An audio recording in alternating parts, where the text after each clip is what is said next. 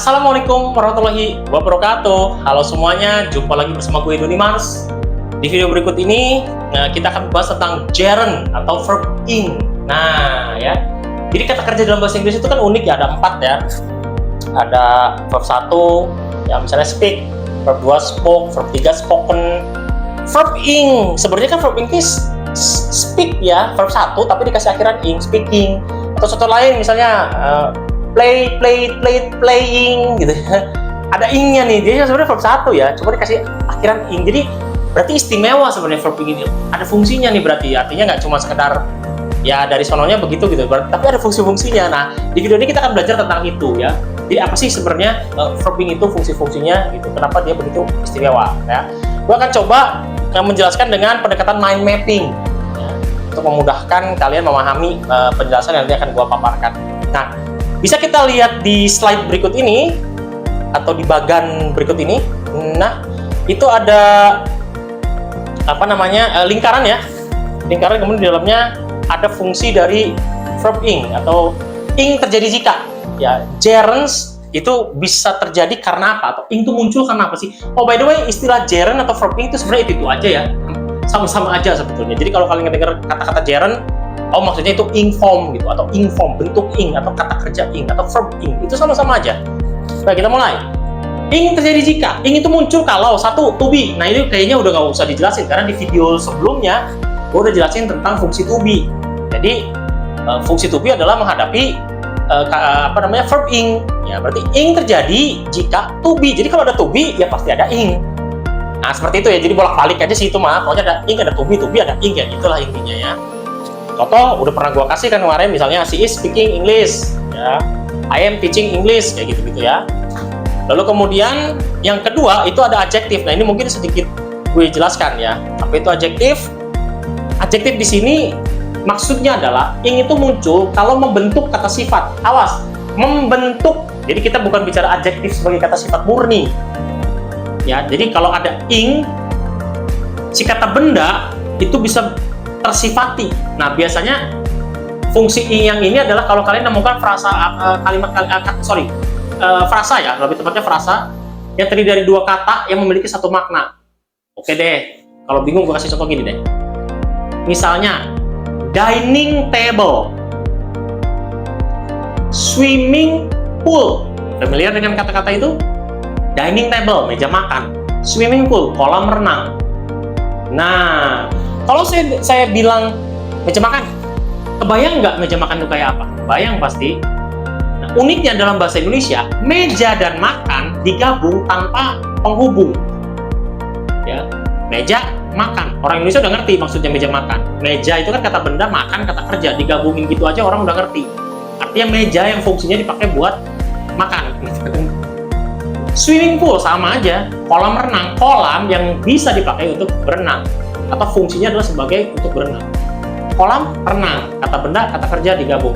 Tapi kalau dalam bahasa Inggris nggak bisa langsung, misalnya swim pool, dine table, eat table, nggak gitu konsepnya. Dalam bahasa Inggris harus ada ing. Jadi ing di sini sebagai lem, perekatnya. Paham sekarang ya? Mulai kebayang ya? Makanya kolam renang bahasa Inggrisnya swimming pool, harus ada ingnya. Dining table harus ada ingnya. Jogging track, lintasan jogging, lintasan lari. Makanya jogging gitu, ada ingnya. Running sama aja sih, running track gitu kan, lintasan lari. Dan lain sebagainya, banyak contoh ya. Nah, jadi itu adalah membentuk kata sifat ya, 2 kata menjadi satu makna ya.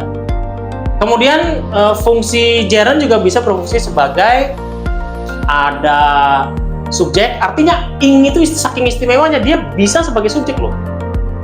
Subjek kan are you with he, iya betul. Tapi kalau mau ada kata kerja dalam bahasa Inggris dijadikan subjek, boleh, tapi harus ada ingnya. Nah, jadi si kata kerjanya taruh depan, tapi harus pakai bentuk ing. Baru bisa berfungsi sebagai di awal kalimat sebagai subjek. Begitu pula ing boleh ditaruh sebagai objek gitu ya. Bahkan sebagai keterangan gitu ya. Ya misalnya kalau sebagai subjek misalnya learning is fun gitu ya. Sebagai objek misalnya I like teaching gitu ya. Nah, I like teaching, I like fishing, saya suka mancing. Nah, fishing itu kan pakai ing, memancing gitu ya. Like-nya kata kerja gitu. Jadi ada double kata kerja di situ. Cuma kata kerja yang di akhir sebagai objek, makanya dikasih ing, dia beda gitu ya. My hobby is reading. Nah, itu sebagai keterangan. Hobi saya itu baca loh. Nah, kemudian nomor 4 ada larangan singkat atau short prohibition, istilah kerennya. Apa sih larangan singkat atau short prohibition? Yaitu yang cirinya no. Jadi kalau kamu ngelihat ada tulisan dalam bahasa Inggris no, itu sifatnya larangan, bukan himbauan.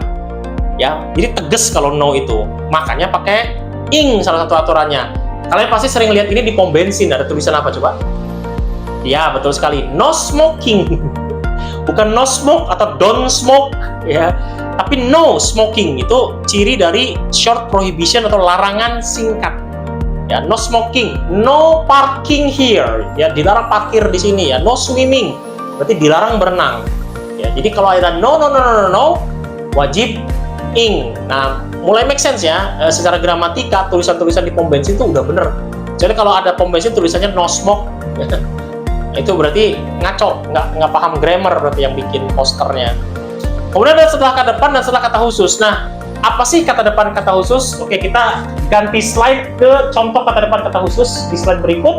Nah, iya, jadi ada kata kerja yang diikuti oleh gerund only atau hanya diikuti oleh verb ing. Jadi ada beberapa kata kerja, nggak semua, makanya disebut kata khusus ya. Itu yang wajib diikuti oleh ing. Ya, wajib diikuti oleh ing, ya itu kata khusus. Ya, misalnya di sini ada admit, avoid, deny, enjoy, ya, finish, itu kata-kata khusus.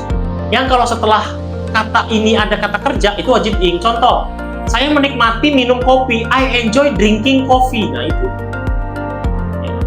Lalu kemudian ada contoh lain misalnya stop. My father stops smoking. Ya, ayah saya berhenti merokok, stop. Atau I stop smoking, saya berhenti merokok, I stop smoking. Jadi kalau setelah stop itu wajib ing. Jadi nggak bisa I stop smoke. Boleh, yang benar I stop smoking karena ada stop di situ, kata khusus. Dua-duanya kata kerja, stop kata kerja, smoking kata kerja. Ya, jadi ada dua fungsi dalam kalimat itu sebagai objek iya, ya si smokingnya itu, tapi dia juga muncul karena ada stop. Ya, ingnya itu muncul karena ada stop. Lalu kemudian kata khusus ini juga ada yang boleh milih di slide berikut ini. Ada kata kerja yang diikuti bisa oleh ing, bisa boleh to infinitive. Ya, contoh misalnya di situ ada kata apa? Misalnya kita ambil continue, melanjutkan. Ya, misalnya saya melanjutkan baca buku gitu ya, atau baca novel gitu. I continue reading a novel gitu ya. I continue reading ya. Kenapa ada ing? Karena ada continue kata khusus. Tapi boleh nggak I continue to read a novel, to read a book? Boleh. Jadi ingnya ilangin, tapi ganti to, continue to read. Jadi read dia nggak usah pakai ing, nggak usah reading. Tapi kalau mau pakai ing, to-nya buang, I continue reading. Nah gitu.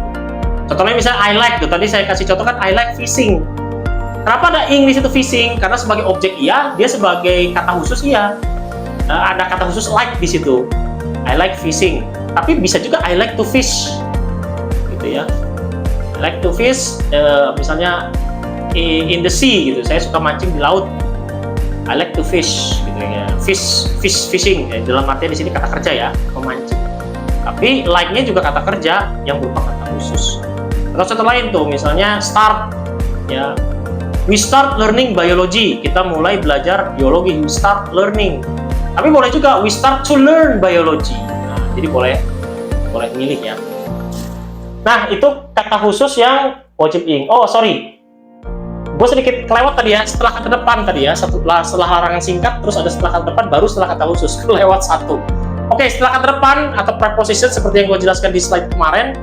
Jadi kata depan atau preposition itu, setelahnya kalau ada kata kerja itu wajib ing. Ya, contoh misalnya kata depan itu kan, misalnya while, at, on, in, before, after, itu kan kata depan ya. Itu kan kata depan. Misalnya after reading a book. After reading a book. Jadi setelah membaca buku. Misalnya saya mandi setelah membaca buku. Gitu ya. Ya, ini contoh lah. Ya, misalnya I take a bath after reading a book. Gitu. Nah, jadi after-nya itu kan kata depan. Saya mandi, I take a bath. After, setelah, nah itu kan kata depan tuh reading a book atau kata sambung ya.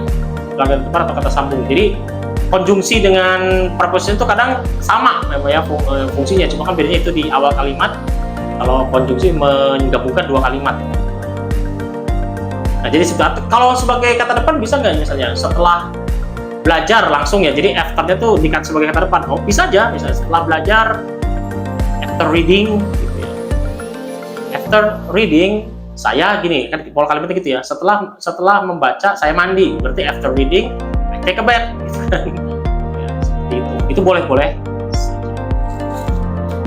Nah, itu tadi penjelasan tentang fungsi-fungsi dari gerund atau verb ing. Dan gue sarankan ya, silahkan latihan menggambar sebisanya ya, menggunakan mind mapping ini. Menggambar sendiri, kalian ambil spidol kalau punya papan tulis, atau ambil pulpen atau pensil, cari kertas, menggambar sendiri. Oke, misalnya seperti ini ya. Kalian kan sudah lihat contohnya ya, gambar bulatannya ya. Ya kalian untuk melatih supaya paham itu fungsi-fungsi gerund, ya bikin aja sendiri begini. Lingkaran sederhana ya, ini terjadi jika ya, kebalik. Ini terjadi jika apa? Terjadi jika 1, to be. 2, membentuk kata sifat atau adjektif. 3, sebagai subjek, sebagai objek. Profesi sebagai apa juga, keterangan ya. Lalu kemudian setelah larangan singkat atau short prohibition. 5, setelah kata depan. Baru ke-6, setelah kata khusus. Nah ya, jadi kalian sambil menghafalkan atau memahami video penjelasan ini ya, kalian sambil orat-oret memahami atau menghafalkan dan memahami fungsi dari gerund atau verb ing. Nah, mudah-mudahan video ini bermanfaat buat kalian semua. Mohon maaf jika ada kesalahan-kesalahan kata. Gue Doni Mars, kita akan jumpa di video selanjutnya masih dengan materi auxiliary verbs. Wassalamualaikum warahmatullahi wabarakatuh. Bye bye.